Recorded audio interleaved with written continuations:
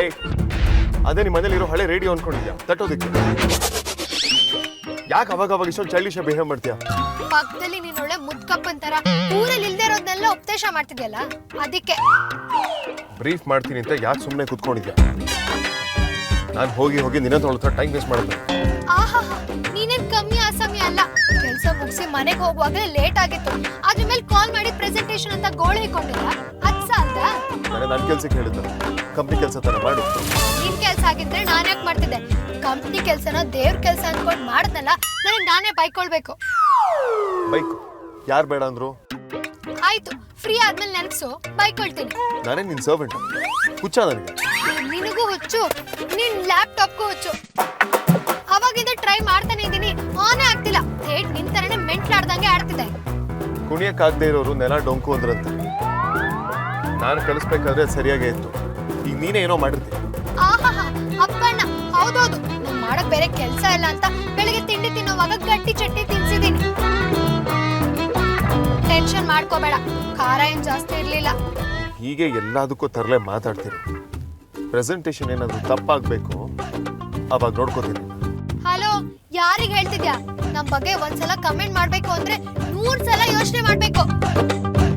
ನಾವೊಂಥರ ಜೀವಂತ ದಂತಕಥೆ ಇದ್ದಂಗೆ. ರಾತ್ರಿ ಎಲ್ಲ ಬೇವ್ರು ಸುರ್ಸಿ ಕೆಲಸ ಮಾಡಿದೀವಿ, ಗೊತ್ತಾ? ಯಾಕೆ ನಿಮ್ಮ ಮನೇಲಿ ಫ್ಯಾನ್ ಇರ್ಲಿಲ್ಲ?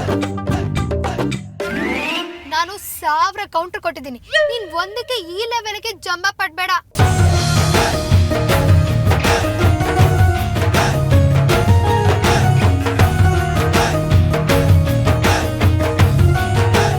ನನ್ನೇನ್ ನೋಡ್ತಿದ್ಯಾ? ಮುಂದೆ ರೋಡ್ ನೋಡ್ಕೊಂಡು ಓಡ್ಸು. ಆಮೇಲೆ ಎಲ್ಲಾದ್ರೂ ಗುದ್ದಿ ನಾಳೆ ಪೇಪರ್ ಅಲ್ಲಿ ಅಪಘಾತದಿಂದ ಒಬ್ಳು ಮಹಿಳೆಯು ಸೇರಿದಂತೆ 2 ಗಾಯ ಅಂತ ನಾನು ನಿನ್ ಜೊತೆ ಅನ್ಯಾಯವಾಗಿ ನ್ಯೂಸ್ ಆಗ್ಬಾರ್ದು.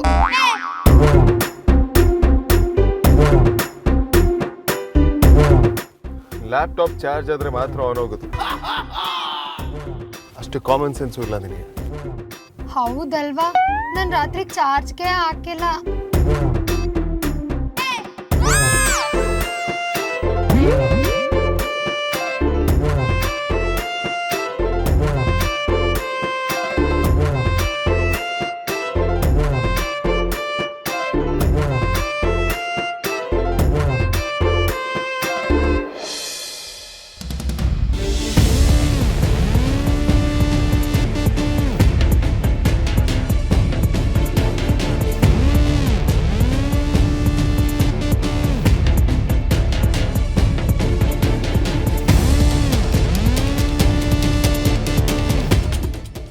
ಸ್ವಲ್ಪ ನಿಧಾನವಾಗಿ ಹೋಗ್ರಿ.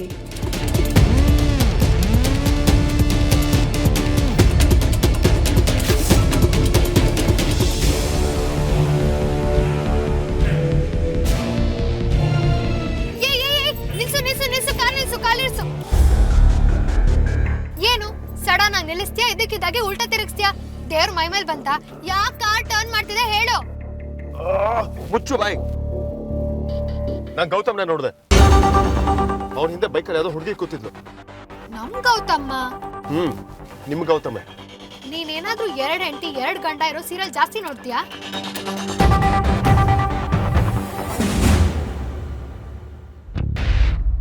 ನೋಡಿದ್ ಸಾಕು, ಮುಖ ಆ ಕಡೆ ತಿರ್ಗಿಸ್ಕೊ.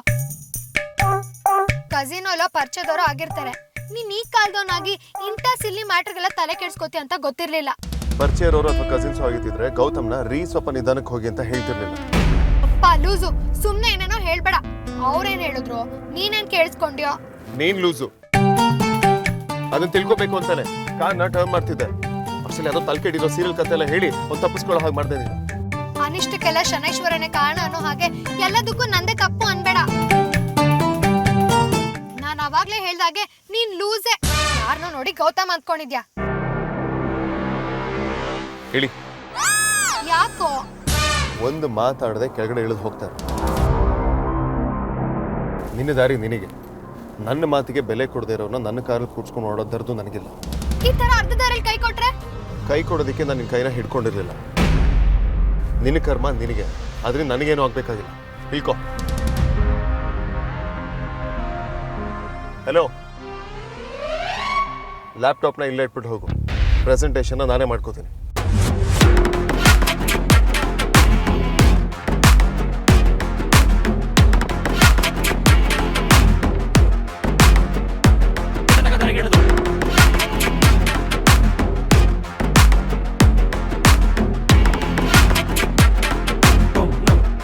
ಶುಂಠಿ ಗೂಬೆ ದ್ರಾವೆ ಶಂಕರ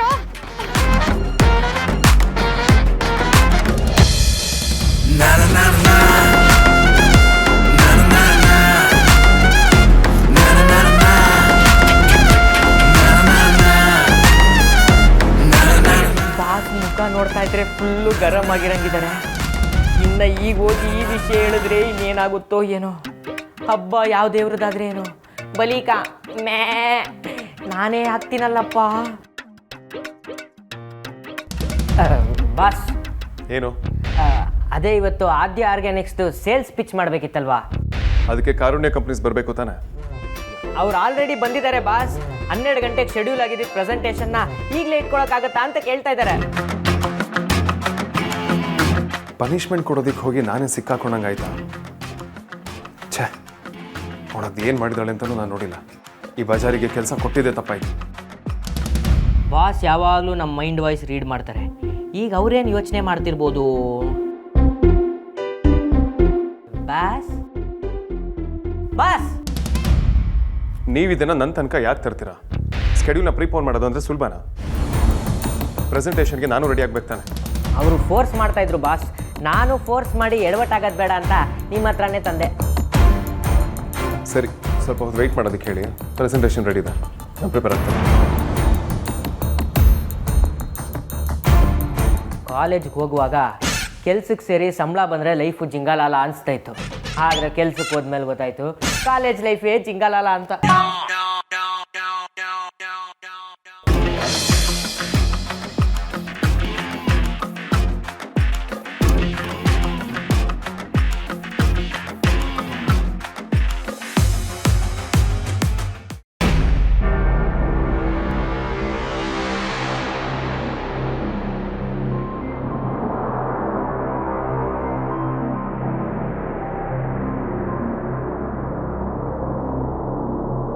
ರೀ ಸ್ವಲ್ಪ ನಿಧಾನವಾಗಿ ಹೋಗ್ರಿ.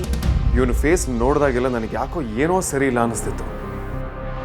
ಇವನಿಗೆ ಇನ್ನೊಂದು ಮದುವೆ ಆಗಿದೆಯಾ, ಅಥವಾ ಅಮೂಲ್ಯ ಹೇಳ್ದಾಗೆ ನಾನು ಮಿಸ್ಅಂಡರ್ಸ್ಟ್ಯಾಂಡ್ ಮಾಡ್ಕೊತಿದ್ದೀನ? ನೋನೋ, ನಾನು ಅಷ್ಟು ಸಿಲಿಯಾಗಿ ಯಾವುದೇ ಕನ್ಕ್ಲೂಷನ್ಸಿಗೆ ಬರೋದಿಲ್ಲ. ಗೌತಮ್ ಏನೋ ಮುಚ್ಚಿಡ್ತಿದ್ದಾನೆ.